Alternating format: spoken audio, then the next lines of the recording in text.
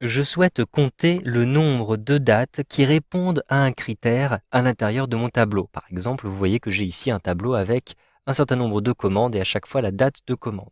Grâce au petit tableau que j'ai créé juste au-dessus, je vais pouvoir compter le nombre de commandes en précisant à chaque fois le mois et l'année qui m'intéressent. Pour effectuer ce comptage, vous allez utiliser la fonction SUMPROD. La fonction SUMPROD utilise une logique de matrices. Vous allez avoir, séparées par des étoiles, les différentes matrices avec la condition de comptage. Ainsi, vous pourrez retrouver l'ensemble des éléments qui répondent à ces différents critères. Je vous renvoie, si vous souhaitez aller un petit peu plus loin avec la formule SUMPROD, à la formation qui s'appelle compter le nombre de valeurs identiques dans deux plages. Donc, ici, je vais utiliser la fonction SUMPROD. Je rentre égal SUMPROD comme ceci. Ensuite, je vais ouvrir la parenthèse une première fois. Maintenant, je vais indiquer quelle est la condition pour ma première matrice. Donc, simplement, j'indique avec une nouvelle parenthèse que je vais rentrer un premier critère. Et je vais utiliser la fonction mois.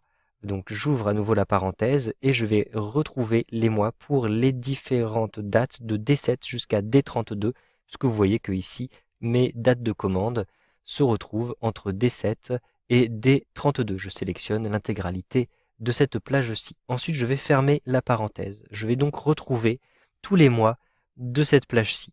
Et je vais indiquer le critère. Il faut que cette date soit égale à E3, puisque j'ai précisé le mois qui m'intéresse en E3. Donc, je vais rentrer ici E3 tout simplement. Maintenant, je ferme ma parenthèse et je rajoute une étoile pour indiquer la deuxième matrice avec la deuxième condition. Donc, j'ouvre la parenthèse pour la deuxième matrice et la deuxième condition. Je vais utiliser cette fois-ci la fonction année. Donc, je rentre ici A2N 2E. Ensuite, j'ouvre la parenthèse et j'indique toujours la même plage de D7 à D32. Il s'agit de ma plage de date. Ensuite, maintenant, je ferme à nouveau cette parenthèse et je précise le critère. Il faut que ces éléments donc soient tous comparés à E4. Donc je mets égal E4, puisque en E4, à l'intérieur de mon petit tableau, ici, je vais avoir le numéro de l'année en E4. Ensuite, je ferme ma parenthèse une première fois pour ici le deuxième critère et je ferme la parenthèse une deuxième fois pour la fonction SUMPROD. Ensuite, j'appuie sur la touche Entrée. Je vais donc avoir, vous le voyez, le nombre de commandes qui a été compté pour le troisième mois de l'année, donc pour mars 2012. Je souhaite maintenant modifier par exemple le numéro du mois. Donc par exemple, je souhaite avoir pour le mois de mai.